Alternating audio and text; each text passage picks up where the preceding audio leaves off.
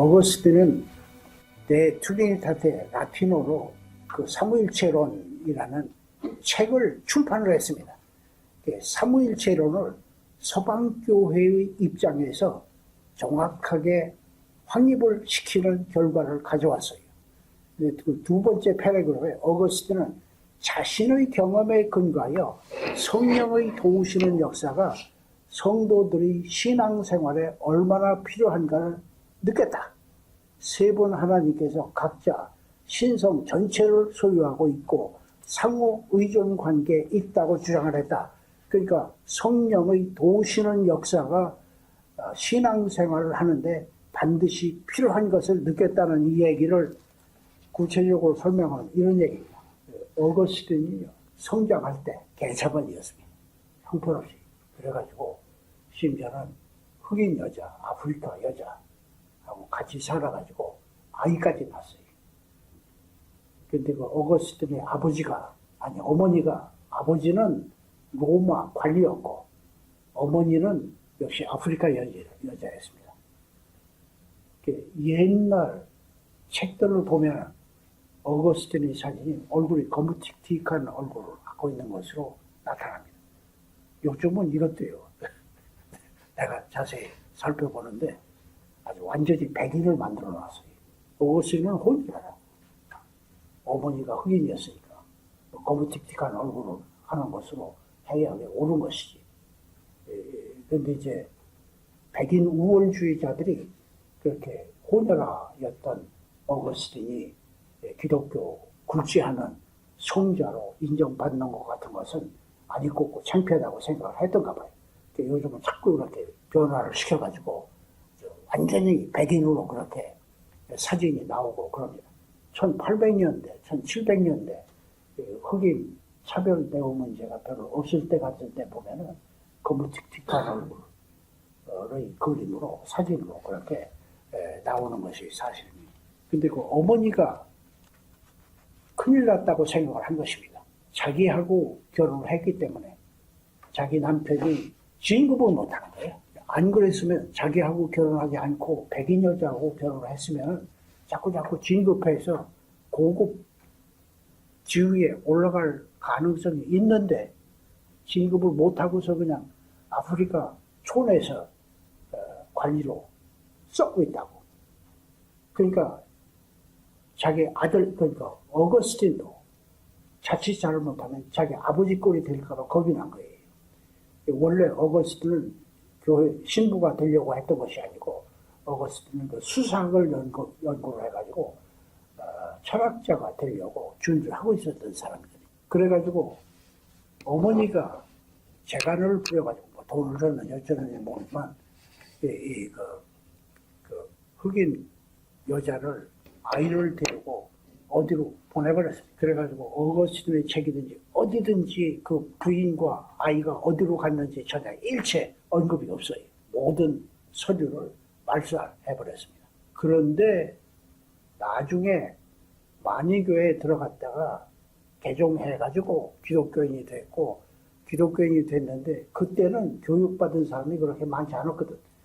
자기 아버지가 로마 제국의 관리로 월급을 받으니까 돈을 대줘가지고 수사학을 제대로 공부를 한 사람이고 수사학을 가리키는 일을, 그러니까 지금으로 보면 대학 교수와 같은 지위에 있었던 사람입니다.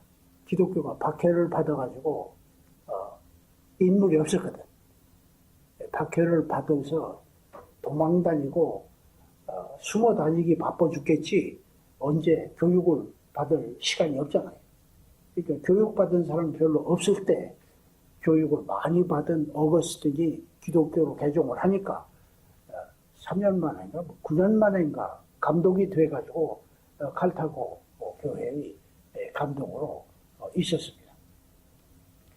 칼타고 교회의 감독이 돼가지고 한 30년 동안, 그러니까 398년인가 감독이 돼가지고 30년 동안 살다가 430년에 세상을 떠난 것으로 되어 있는데 430년에 그 야만인들이 칼타코의 성벽을 기어 올라오는 소리를 들으면서 운명을 했더랍니다.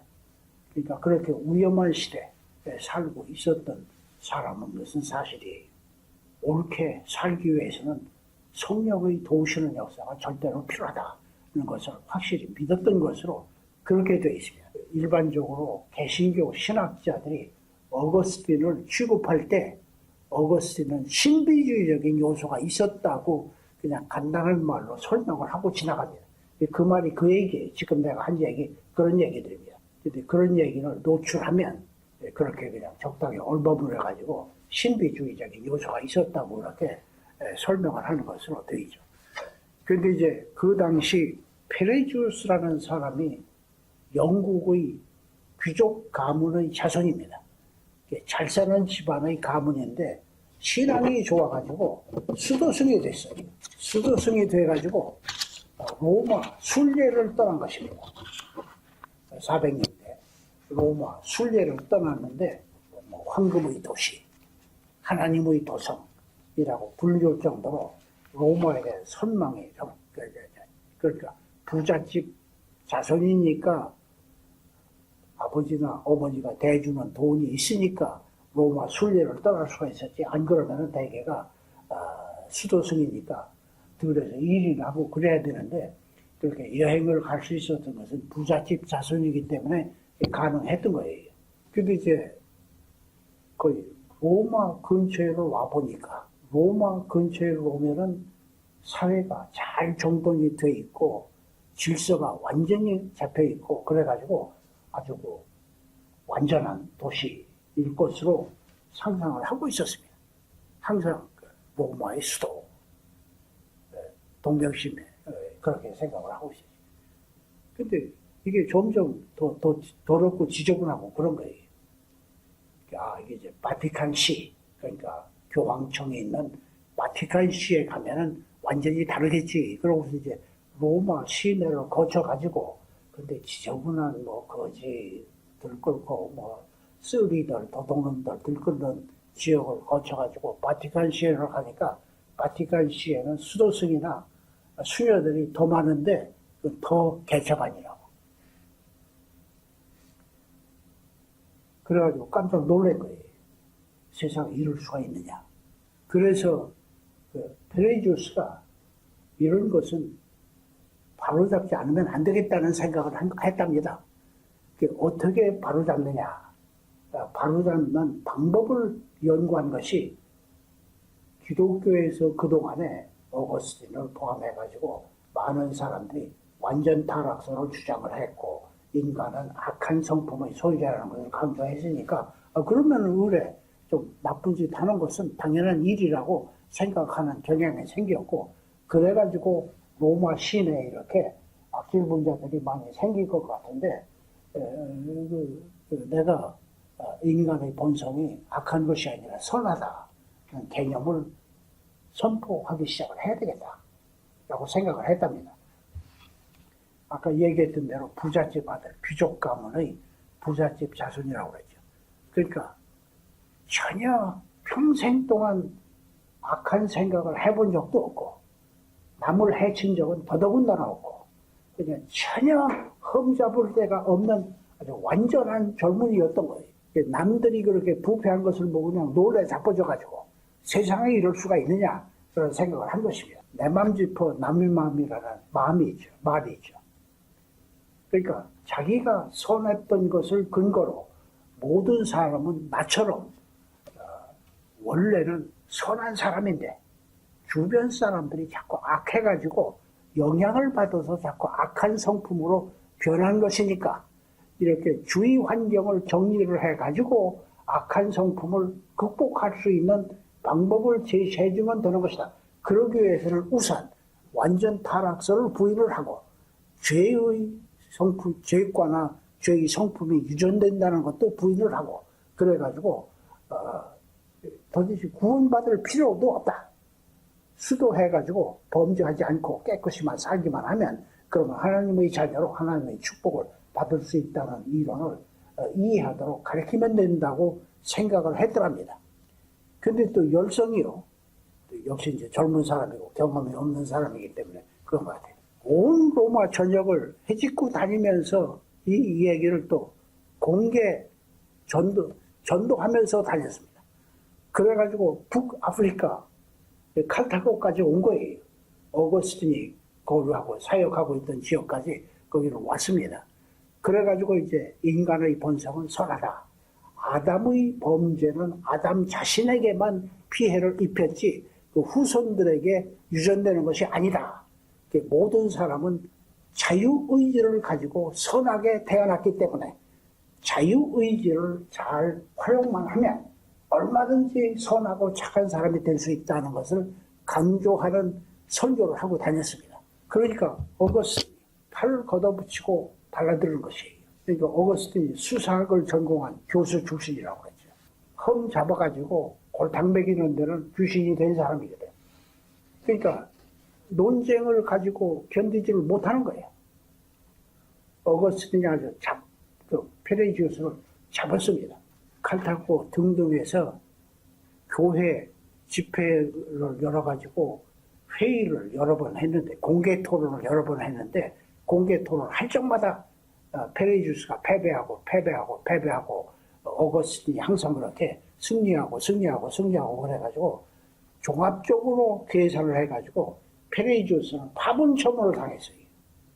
파문처벌을 당해가지고 베들레헴에 가서 수도원을 개척을 하고 평생을 거기서 살다가 죽었답니다. 그런데 어떻게 죽었는지는 기록에 남아있지는 않고. 자, 그래서 페레지우스의 이론에 근거해서 이렇게 어거스틴이 신앙생활에 성령의 역사가 필요하다는 개념을 주장하고 나왔던 것을 아까 얘기했던 개신교 신학자들이 신비주의적인 요소가 있다는 말로 설명한다는 얘기를 했는데, 이 신비주의적인 요소가 있다는 말과 함께 이렇게 신앙생활을 옳게 유지하기 위해서는 성령의 도우시는 역사가 필요하다는 말은 완전히 없애버렸습니다. 칼빈주의자들 중에서 성령의 도우심이 필요하다는 말은 완전히 없애버리고 종교 개혁 이후에 개혁교회에서는 성령의 도우시는 역사가 신앙을 유지하는 데 필요하다. 성령의 도우시는 역사를 받아야 올바른 신앙생활을 할 수 있다는 얘기 같은 것이 없어져 버린 것입니다. 그래서요, 개신교 신학자들 중에 칼빈주의 신학자들 중에 성령론을 취급하는 사람이 거의 없습니다. 이제 성령론을 취급을 하려면 우선 내재하시는 역사, 조명하시는 역사, 인도하시는 역사 등등을 집중적으로 다뤄야 된다고. 그런 걸 다루면 어거스틴의 이론에 상충이 되는 거예요. 개신교가 됐든 캐톨릭 교회가 됐든 어거스틴의 이론에 상충되는 이론을 주장하고 나오면 그건 완전히 묵사발이 돼서 제거되거든. 나도 아마 장로교에 들어가서 장로교 신학자가 됐으면 성령론 같은 책을 못 쓸 겁니다. 이 성령론을 쓸 수가 없잖아요. 중생한 사람이 신앙생활을 옳게 하는데 성령의 도우시는 역사가 필요하다. 그래서 침례하시는 역사, 조명하시는 역사, 인도하시는 역사가 필요하다는 것을 집중적으로 설명을 해야 되는데, 그랬다가는 이단 사설을 주장했다는 비평을 받을 수밖에 없고 쫓겨날 수밖에 없는 것이, 내 판단으로는요, 장로교 조직신학자들이 몰라서 안 쓰는 게 아니고 책을 쓰면서 안 쓸 수는 없고, 그러니까 아주 성령론을 안 쓰는 겁니다. 명단에도 보면은 그 11페이지에 보면은 장로교 계통의 신학자들 이름이 5명 나열이 되어 있습니다. 루터란 신학자나 장로교 신학자들, 루이스 볼커프나 찰스 하지스나 윌리엄 G.T. 셰시나 어거스트 홉킨스 스트롱은 침례교인이고, 폴 틀릭은 실존주의 신학자이고, 그렇긴 그렇지만 저명한 신학자들이요, 루이스 볼커프는 단권으로 조직신학을 썼지만 그래도 한 700~800페이지는 이렇게 두꺼운 책을 썼어요. 성경론이 없습니다. 찰스 하지스는 3권으로 조직신학을 썼습니다. 대개 유럽 신학자들이 조직신학 책을 3권으로 쓰면 나도 지금 3권으로 조직신학을 쓰고 있는데 2권 곧 출판 나올 것이고 1권은 이미 출판돼서 아마 보내준다고 그 편지가 왔는데 언제 도착할는지 모르지만 3권도 다 썼는데 타이틀 치느라고 지금 원고 정리를 하고 있고 그렇게 대개 그렇게 그 조직신학을 쓰면은요 1권 신론, 2권 기독론, 3권 성령론을 다루게 마련이에요. 유럽 신학자들은 아직도 대개 루터란 신학 계통에서는 칼빈주의 신학과 좀 다르기 때문에 조직신학을 쓰면은 이렇게 3권 조직신학을 써요. 근데 미국에서는 이렇게 본때를 따가지고 3권 조직신학을 써도 찰스 하지스의 조직신학의 3권이 그냥 구원에 관계된 이론만 있지 성령에 관한 이론 말고 말이 없어요. 근데 이제 구원을 취급하면서 2페이지 내지 3페이지 정도 성령의 책망하시는 역사, 요한복음 16장에 나오는 책망하시는 역사, 그것을 간단히 취급하는 것으로 성령론 전체가 그것뿐입니다. 신론에 관한 책 한 권을 썼고 기독론에 가서 책 한 권을 썼으면 성령론도 책 한 권을 써야지. 그래야 그 공평한 거다. 사무의 하나님에 대한 올바른 대우를 하는 것이지. 근데 성령론을 완전히 무시해가지고 성령론을 쓰지 않는 것을 볼 수가 있는데 이런 것이 지금 개신교 신학 중에서 수정하지 않으면 안 되는 심각한 문제라고 나는 보고 있습니다. 그래서 페레주스 그래서 이제 삼일체로는 데트리다테게라는 어거스틴 작품은 삼일체의 세 품성은 신앙의 모든 본질을 소유하고 있으며 신앙의 모든 본질을 소유했으며 상호 의존 관계에 있다고 주장을 했다. 동시에 성령께서는 아버지와 아들에게 발진한다는 서방 기독교의 주장을 확실하게 밝혔다. 다시 말하면 어거스틴의 트리니타테는 사실상 건전한 서방 기독교 삼위일체론을 정립하는 결과를 가져왔고 성령다운 사역을 제대로 주장하는 이론을 발전시켰다는 그런 얘기를 여기서 그렇게 하고 있는 것입니다. 찰스턴 공예인은 실제로 삼위일체와는 상관이 없고 여러분들이 기독론을 들을 때 양성합일론이라는 말을 들었을 가능성이 있습니다. 양성합일론이라는 말의 뜻은 그리스도는 완전하신 하나님이신 까닭에 완전하신 신성의 소유자예요. 사람으로 완전히 태어났기 때문에 완전한 인간성의 소유자입니다. 신성은 신성이고 인간성은 인간성이거든요. 그런데 이제 예수의 품성 가운데는 이렇게 완전한 신성과 완전한 인간성이 영구적으로 하나의 품성 가운데 연합이 되어 있다. 양성, 신성과 인간성이 합일되어 있다. 양성합일론이라는 개념이, 그러니까 그리스도는 사람이 100% 사람이 아닙니다. 50%만 사람이에요. 그러나 완전한 인간. 하나님은 하나님이시지만 인간성을 가지고 태어난 까닭에 완전한 하나님이라고 하기보단 하나님과 신인이시고 인간 신인 그렇게 양성이 합일된 존재. 그러니까 독특한 존재에 의해서 유일한 존재라고 볼 수가 있습니다. 그러니까 가끔 가다가 그리스도를 본받아. Imitation of Christ. 아킨파스가 쓴 그리스도를 본받아. 그런 건 전혀 잘못된 개념입니다. 인간들은 그리스도를 인간적인 그리스도만을 흉내내는 것은 가능합니다. 예수 그리스도는 십자가에 달렸을 때도 첫 오전 중에는 전혀 고통을 보이지를 않아요. 주변 사람을 걱정을 합니다. 이 죄를 저들에게 씌우지 마셔서 저들은 무슨 일을 하는지 모릅니다. 십자가에 다는 사람들을 위해서 기도, 또 자기 어머니 요한을 보고서 네 어머니니까 네가 좀 돌봐줘라. 그렇게 자세히 기록은 안 되어 있지만 어머니를 보라. 요한에게 소개를 한 것은 나는 이제는 십자가에 달려서 죽었다가 천국에 올라갈 테니까 네가 내 대신 우리 어머니 좀 돌봐달라고 부탁하는 얘기라고 볼 수가 있죠. 그러니까 우리가 그런 등등의 주변 환경을 정리하는 작업을 하고 있습니다.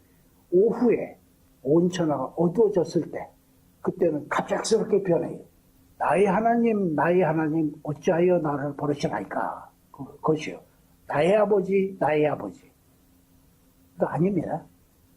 나의 하나님이 완전한 인간으로서 인간성의 영역권으로 품성이 옮겨져 갔기 때문에 아버지는 하나님이시고 자기는 인간이고, 나의 하나님 어찌하여 나를 버리셨나이까. 그러니까 모든 인간들의 죄를 그리스도에게 씌워가지고 그리스도를 십자가에 달려서 돌아가시도록 하셨기 때문에 그리스도는 인간으로서 인간의 모든 죄를 걸머지고 희생제물로 돌아가시기 때문에 인간이 돼서 한 서너 시간 동안, 오후 동안은 완전히 천하가 어두워진 기간에 있었고, 그러고 이제 내가 목이 마르다. 나중에 큰 소리로 아버지에게 내 영혼을 맡긴, 그때는 이미 이제 신성으로 다시 옮겼던 때 같고, 내 영혼을 아버지 손에 의탁하나이다 라고 설명을 하고서 운명하신 것으로 그렇게 되어 있죠. 그러니까 그리스도의 사역을 조심스럽게 분석을 해서 보면은 어떤 때는 신성에서 사역을 하신 까닭에 전형적인 인간으로 졸려서 낮잠도 주무시고 배고프니까 제자들과 같이 음식도 잡수시고, 어떤 때는 완전히 신성의 영역권에서 사시는 까닭에 전혀 그런 피곤한 기색도 보이지도 않고 배고픈 것도 전혀 보이지도 않고 전혀 십자가에 달렸을 때 같은 때는 로마 군병들이 빌라도의 법정에서 채찍을 때렸다고 그랬죠. 그 채찍이라는 것이요, 로마 군인들이 사용하던 채찍이요, 이렇게 나무 대가 이렇게 있으면 끝에 가죽끈이 여러 개가 있습니다. 5-6개 가죽끈이 있어요. 가죽끈 끝에 별 같은 날카로운 쇠붙이가 붙어 있습니다. 이렇게 탁 치면은 등어리에 쫙 베이는 거예요. 훑어버리면 완전히 그냥 살점이 묻어나고 긁어지고, 몇 번 그러고 나면 온몸이 그냥 완전히 피투성이가 되는 겁니다. 가시관을 씌웠다고 그랬죠. 가시관을 씌운 것이 어떤 상황인지 생각해 보았어요. 가능성이 별로 없고 그냥 듣기만 했겠지만, 실제로 가시 하나가 요런데 베기면 세상에 눈곱 많은 가시가 베겨도요 견딜 수가 없잖아. 하도 아파서. 가시관을 눌러서 씌웠으면 온 가시가 온 머리 위에 이렇게 베겼을 텐데 얼마나 아팠겠느냐 생각을 해보세요. 계속해서 피가 절절 나고 그래가지고 온 얼굴이 아주 피로 물들었을 가능성이 많고, 등어리 같은 거 다 찢어져가지고 그냥 살점이 묻어나고 그래가지고 고통을 당하고, 그런 상태에서 십자가에 달려서 아까 얘기했던 대로 한 서너 시간 동안은 주변을 정리하고 이 죄를 저들에게 씌우지 마시옵소서, 자기 어머니 걱정하고 이렇게 아주 대연스럽게 마치 아무 일도 없었던 것처럼 그렇게 주변 정리를 하고 나서서 오후에는 물론 인간성으로 옮겼기 때문에 그렇게 고통하는 모습을 보였던 것으로 우리가 생각할 수가 있죠. 그래서 찰스턴 공회에는 한국 사람들은 칼케돈이라고 해요. 영어 찰스턴은 영어로는 오히려 찰스턴이라고 부르니까 칼케돈이라고 부르시면 칼케돈이라고 불러도 상관이 없고, 한국 사람들은 칼케돈, 영어로 부르면 찰스턴. 여기서 이제 여기 로마가 참여가 되기는 됐었지만 역시 여기서는 성령론을 취급한 것은 아니고 대신 토레이도 공회의, 토레이도는 역시 동방 지역이고, 여기서는 토레이도는 소방교회 대부분은 아버지와 아들에게 성령이 발진한다고 믿고 있었다. 그러나 교회 전체의 확실한 교리를 수립하기를 원했다. 그래가지고 서방교회 지도자들만 초청을 해가지고 토레도 아까 얘기했던 스페인 내륙 지방 조금 중심부 북쪽에 있는 도시에서 서방교회 교부들에게만 연락을 해서 소집을 하고 토레도 회의를 소집을 했으면, 나도 여기 공회의라고 그랬는데 이건 공회의가 아니라 그냥 지방회의, 그러니까 기독교 전체가 모였던 것이 아니라 우선 서방교회만 모였었으니까 이것은 그냥 교회, 그냥 회의죠, 지방회의.